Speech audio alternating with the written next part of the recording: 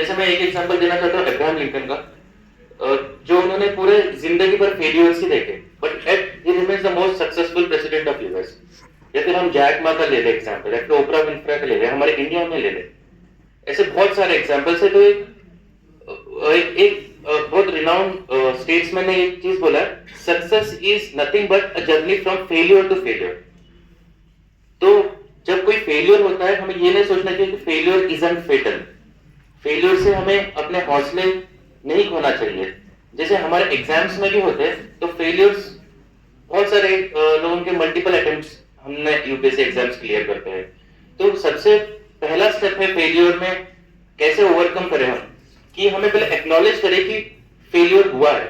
बहुत सारे लोग हम यही करते हैं कि नहीं मैं तो टॉपर था, नहीं तो मैं तो ये था, मैं स्कोर कम कर ही नहीं सकता हूं। तो पहले एक्सेप्ट कर ले, फिर हम उसको सिस्टमेटिकली सोचे अपने दोस्तों के साथ बैठ के, अपने पेरेंट्स के साथ, फैमिली के साथ बैठ के कि फेलियर के रीजंस क्या है, और उस पर हम वर्क करें। हर दिन, हर रोज वर्क करने से फेलियर कम होते हैं, मगर फेलियर से हमें सीखने ज्यादा है। जैसे एक सेइंग है कि success has many fathers but failure is an orphan.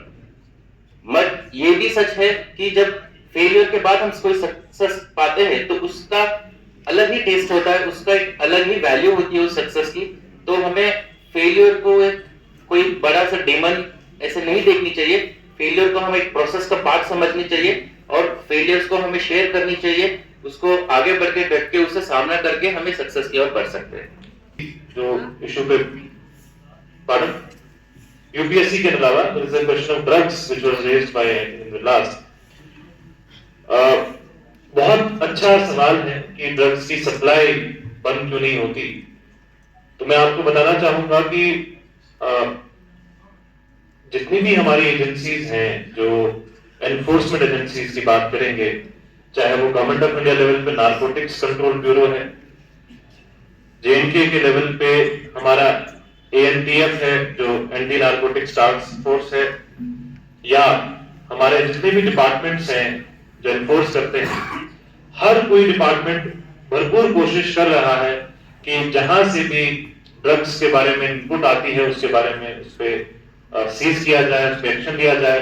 हमने बहुत सारे पब्लिक सेफ्टी एक्ट के अंदर लोगों को डिटेन किया, पिट एनडीपीएस में लोगों को डिटेन किया है। जो बड़े बड़े, आपने सुना होगा पिछले 1.5 महीना पहले नौशहरा से एक बहुत बड़ा जो है वो ड्रग्स का सीजर हुआ था।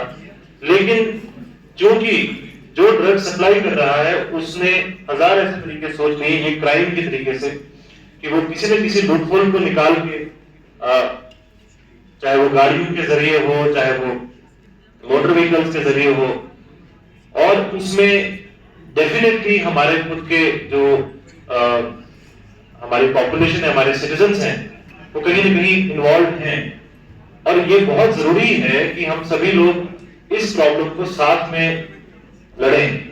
इसमें कहीं भी किसी के पास भी कोई जानकारी आती है, उस जानकारी को साझा करें, ताकि जो एनफोर्समेंट है वो और बेटर हो पाए। और सप्लाई क्योंकि कहीं और से आ रही है, यहाँ पे देश के अंदर की सप्लाई नहीं है, तो इसमें स्मगलिंग का बहुत बड़ा एक रोल रहता है। लेकिन पूरी कोशिश की जाती है कि जितना कड़ी कार्रवाई हमारे लेवल पे पॉसिबल है सब लोग कर रहे हैं। लेकिन इसमें जब तक हमारे युवा साथ में नहीं जुड़ेंगे तो हम 100% इस चीज को खत्म नहीं कर पाएंगे। इसलिए बहुत जरूरी है कि आप लोग हमारे साथ जुड़ें। Now the next question.